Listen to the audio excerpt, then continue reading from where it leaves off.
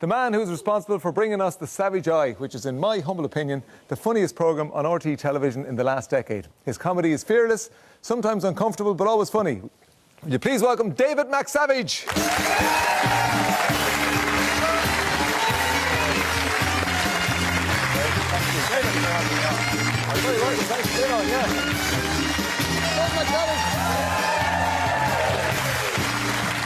A real star-studded evening. That was great, Katie Price. Yeah? She's a lovely woman. She's a lovely lady. That was me being Pat Kenny, by the way.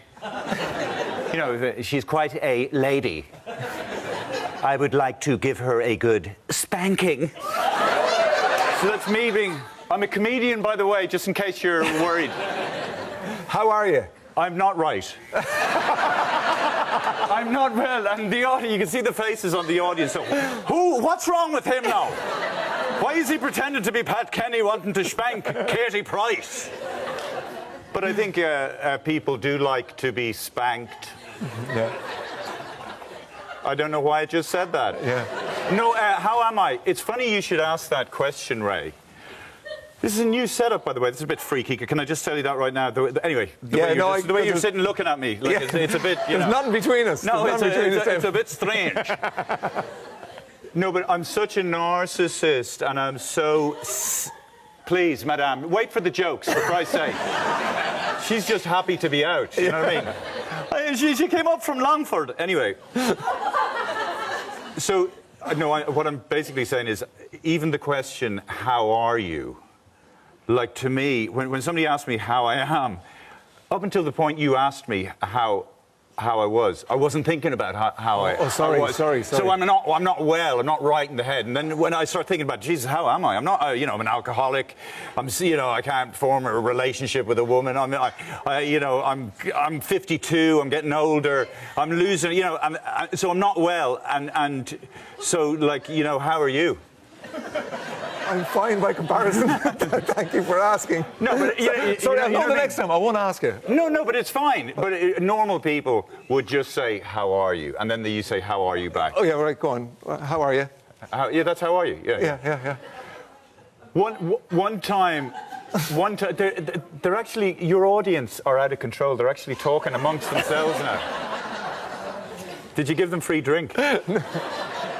They like you. They like you. In Australia, I heard once, it encapsulated to me the Australianness.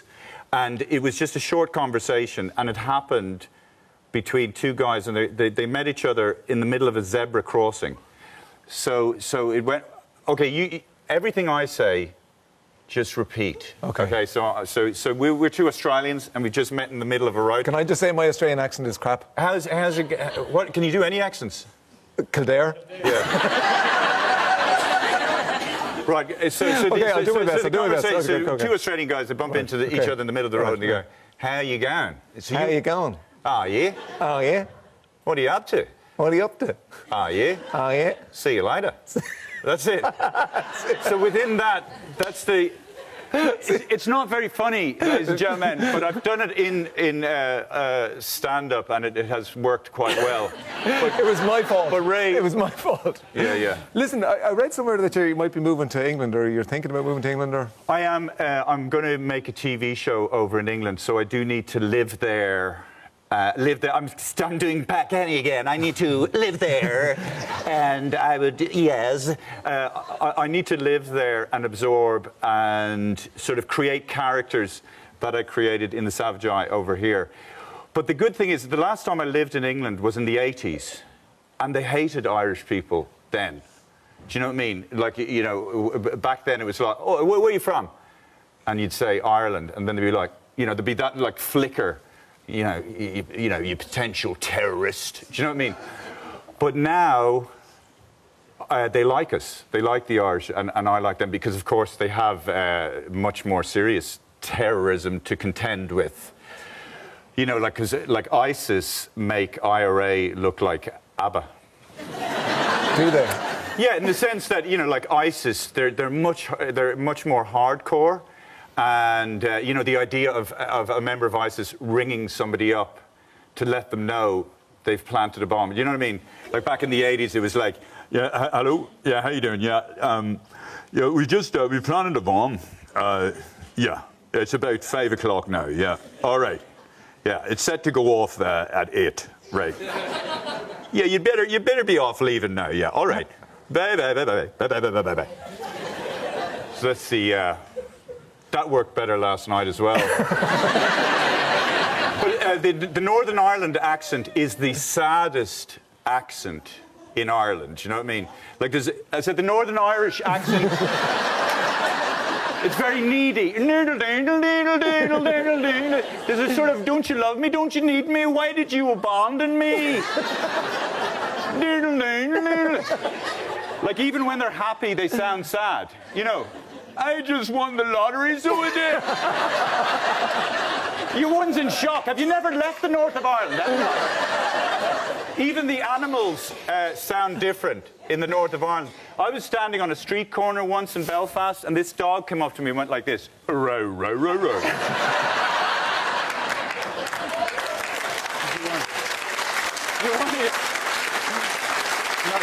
It's funny because that woman clearly doesn't like me, and everybody laughed, and she was like, "Don't make fun of it." And this is what a cat sounds like in Northern Ireland. Meow. Anyway, there you go. Would you not miss us? And you know all we have to offer if you left. Would you not miss Ireland? Would I not miss Ireland? Miss Ireland? Yeah. Well, I guess. What? I'm trying to think what joke I should go with now. You have a whole repertoire. No, but yes. I live in Dublin, and there's lots of cultures that live in Dublin, but you don't know that they're there because they keep their sort of cultiness under wraps. They're sort of in the closet, like gay people used to be. But they build up a head of steam during the week, like, and then they have to go to places like Flannery's or Copperface Jack's. Do you know what I mean? To let it out, and like. Sometimes I forget I'm Irish, you know, because I live in Dublin, you know what I mean, and, you know, very middle class. But once I went to the ploughing championships, and that was amazing, because that was like Ireland meeting itself. Do you know what I mean? There's just big-headed people walking around with apple-shaped wives, But it is the apex of Irish manhood. You go to the ploughing championships, and there's big groups of farmers standing around pieces of agricultural equipment, going, "Jesus, look at that fucking thing. That's fucking amazing." Huh? What's that? What's that there now? That's the Land Raper 2000. There you go now.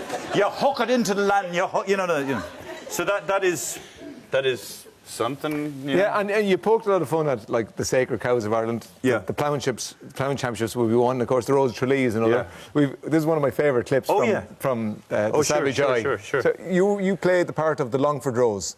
I do, yes. Yeah. Hospice-friendly television, yeah. Okay, good.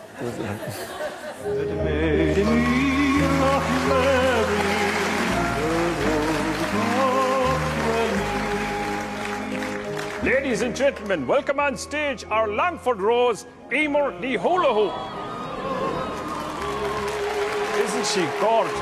Isn't she gorgeous? My hand, Colleen. It says here, Emer, that you're a primary school teacher, and something funny happened on the way home with the GAA. Is there many Irish there? Do you love ham? Fair play to you. And then I remember something, and it was amazing, and it was a surprise, and I remember every detail, but there's no point to the story. Did you ever put a cow through a mincing machine? Ah, sure, stop. Come here, go away. And what are you going to do for us tonight? Assemble a table and chairs. In your own time?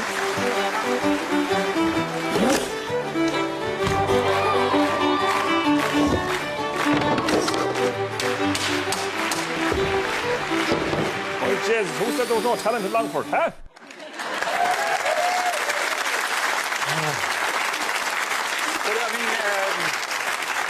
Sorry, well, I guess what I was trying to say is that, you know, sometimes I think people in Dublin, they think they're not authentic Irish. Do you know what I mean? And I think shows like that represent an authentic Ireland. I mean, they're so bad, they're brilliant, if you know what I mean. Like the Rose of Tralee, but it's kind of entertaining. Kind of like Winning Streak. You see these people, go on, Mary, hey, and they're all a bit, Anyway, you hosted The Rose Tralee. I did for 5 years. I did indeed.